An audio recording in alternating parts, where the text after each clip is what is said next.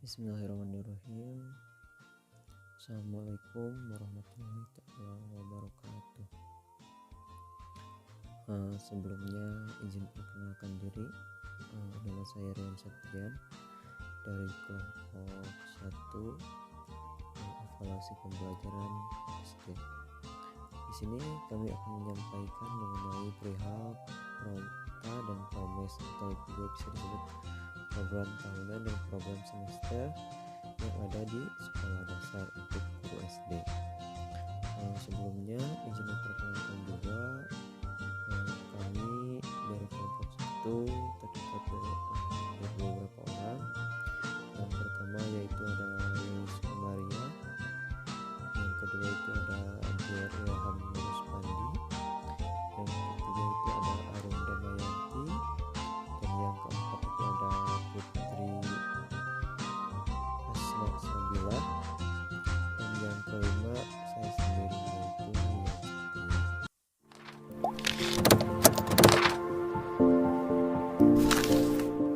Di sini saya akan menjelaskan tentang program tahunan atau Prota dan tujuan Prota. Program tahunan adalah sederetan kegiatan yang akan dilakukan untuk mencapai suatu tujuan tertentu. Program tahunan merupakan program umum setiap mata pelajaran yang dibuat setiap awal tahun ajaran. Program tahunan merupakan pedoman untuk mengembangkan program semester, mingguan, program harian, dan alokasi waktu.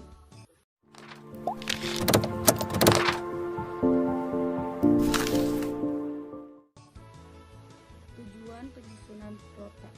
Menurut Wawan S. Suherman 2001 halaman 120 adalah untuk menata materi secara logis, sistematis, dan hierarkis, mendistribusikan alokasi waktu untuk setiap pembahasan, dan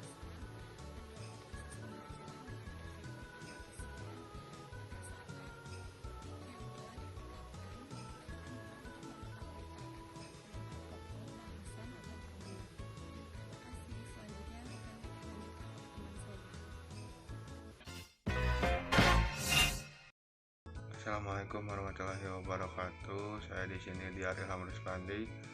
Saya di NPM saya 1850600041. Saya di sini akan menjelaskan tentang fungsi Prota. Yang ke-1 untuk mengorganisir pembelajaran agar bisa berjalan secara optimal. Yang kedua menjadi pedoman untuk menyusun Promes. Yang ketiga menjadi pedoman dalam menyusun kalender pendidikan.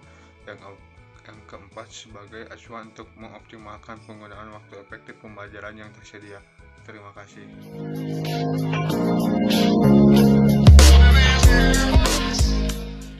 Perkenalkan, nama saya Arum Damayanti dengan NPM 1850629. Di sini saya akan menyampaikan materi tentang langkah-langkah penyusunan perencanaan Prota atau program tahunan, di mana langkah-langkah itu meliputi A. Menelaah jumlah tema dan subtema pada suatu kelas.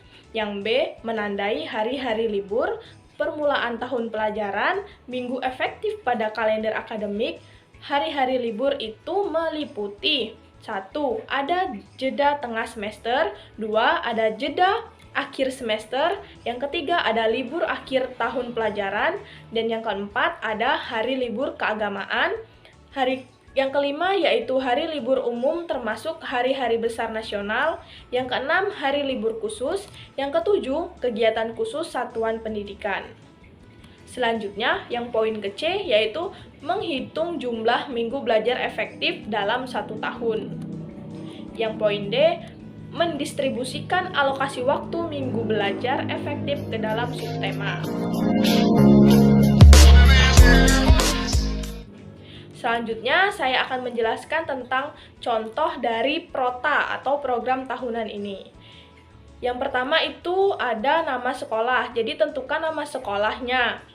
Selanjutnya ada kelas atau semester. Di sini kelompok kami mengambil kelas 4 di semester 1 dan semester 2. Tahun pelajaran 2021-2022. Yang kami ambil contoh yaitu pada tema 1, indahnya kebersamaan. Dalam tema ini terdapat 3 subtema. Yang pertama ada keragaman budaya bangsaku. Ini dimuat dalam 6 kali pembelajaran. Setiap satu pembelajaran terdapat 6 jam pelajaran. Pembelajaran ini dimulai pada tanggal 20 sampai 25 Juli tahun 2021. Selanjutnya ada kebersamaan dalam keberagaman. Sama seperti pembelajaran sebelumnya, ini memuat 6 kali pembelajaran dimulai dari tanggal 27 Juli sampai dengan 1 Agustus 2021. Lalu pembelajaran yang ketiga atau subtema 3 itu ada bersyukur atas keberagaman. Ini juga memiliki 6 kali pertemuan, di mana dimulai pada tanggal 3 sampai 7 Agustus 2021. Selanjutnya pada tanggal 8 Agustus 2021 itu dilakukan ulangan harian, remedial, dan penggayaan.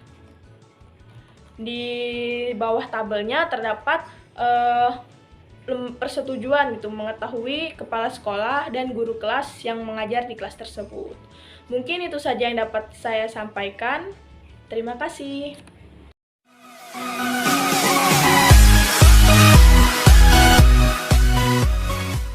Assalamualaikum warahmatullahi wabarakatuh. Perkenalkan, nama saya Lilis Komariah dengan NPM 185060011. Di sini saya akan menjelaskan materi tentang pengertian promes dan fungsi promes. Semester adalah satuan waktu yang digunakan untuk penyelenggaraan program pendidikan. Kegiatan yang dilaksanakan dalam program semester yaitu kegiatan tatap muka, praktikum, kerja lapangan, mid semester, ujian semester, dan berbagai kegiatan lainnya yang diberi nilai keberhasilan.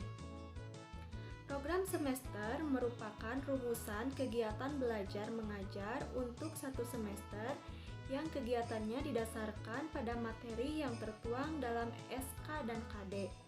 Program semester itu sendiri adalah penjabaran dari program tahunan yang berisi hal-hal yang ingin dicapai pada semester tersebut.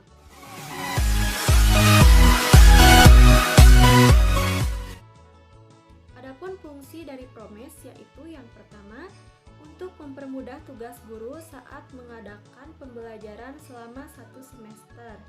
Yang kedua, mampu mengarahkan kegiatan untuk mencapai tujuan pembelajaran yang telah terprogram.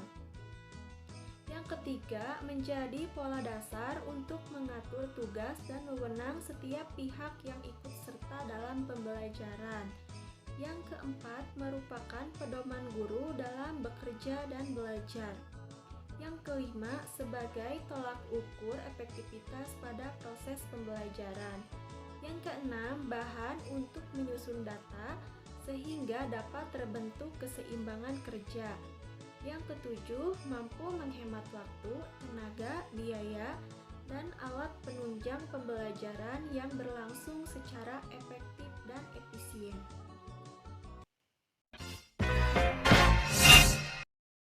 Saya Diar Ilham Rusbandi.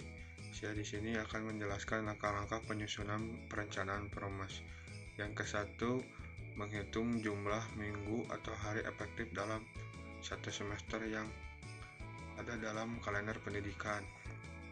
Yang kedua, menghitung jumlah jam pelajaran efektif untuk tatap muka dan non tatap muka.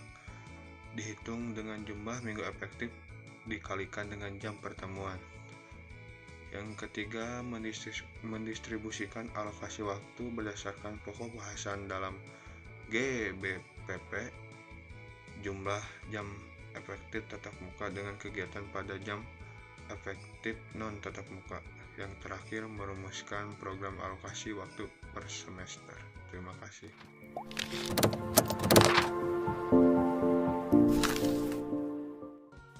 Ya, di sini saya akan menjelaskan contoh promes. Contoh promes tersendiri itu seperti yang bisa kita lihat di sini, harus terdapat identitas dari sekolahnya, kayak nama sekolah, kemudian kelasnya, kemudian tahun ajarnya gitu ya. Bahkan beberapa sekolah itu yang mempunyai format tersendiri gitu ya. Biasanya harus mencantumkan kayak kurikulum, kemudian semesternya semester berapa gitu. itu harus dicontohkan.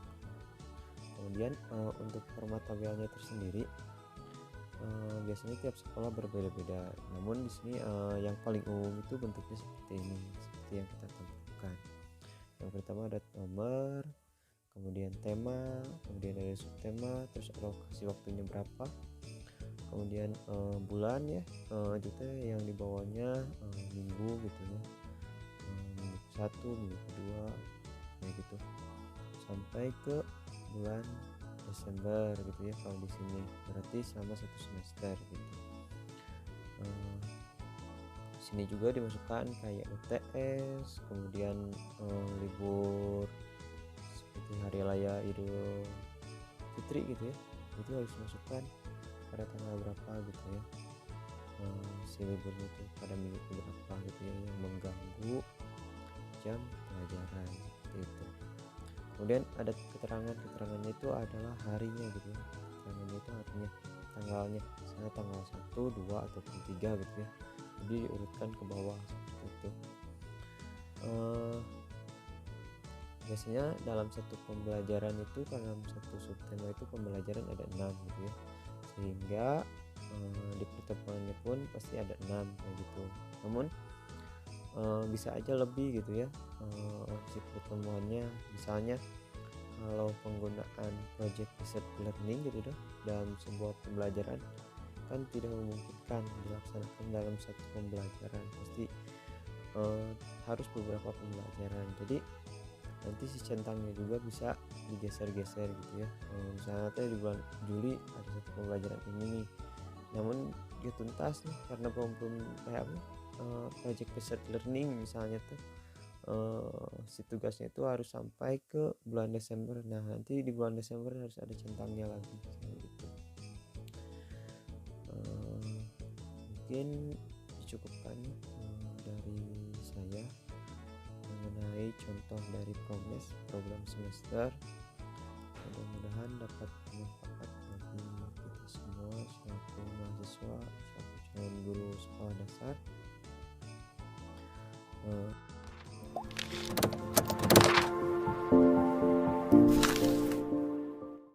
Saya tutup aja sekalian. Terima kasih atas perhatiannya kepada rekan-rekan semua. Mohon maaf bila ada kata-kata yang salah dari kelompok kami, kelompok 1. Mohon dimaafkan. Sekian, wassalamualaikum warahmatullahi wabarakatuh.